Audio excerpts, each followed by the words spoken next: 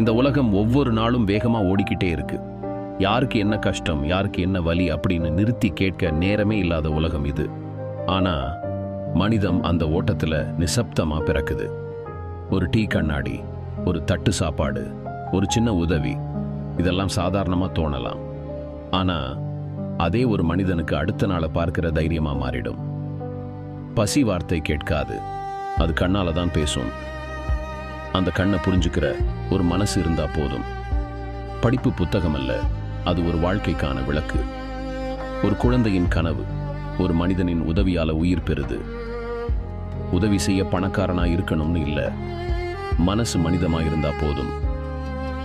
யாராவது உதவி கேட்டா எவ்வளவு, எதுக்கு என்று கேட்காத கைகள்,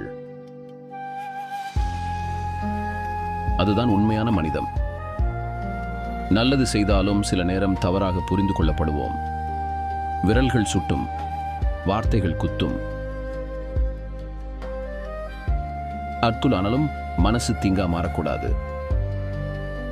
வலி வரும், அவமானம் வரும். சில நேரம் கடவுளையே கேள்வி கேட்போம்.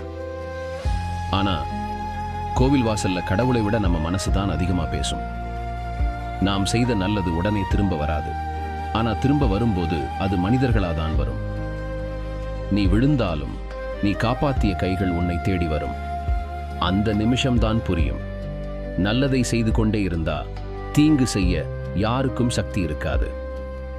மனிதம் என்பது பிற உயிர்களிடத்தில் அன்பு காட்டுவது, இரக்கம், கருணை, உதவி செய்தல் மற்றும் மனிதநேய பண்புகளுடன் வாழ்வதாகும்.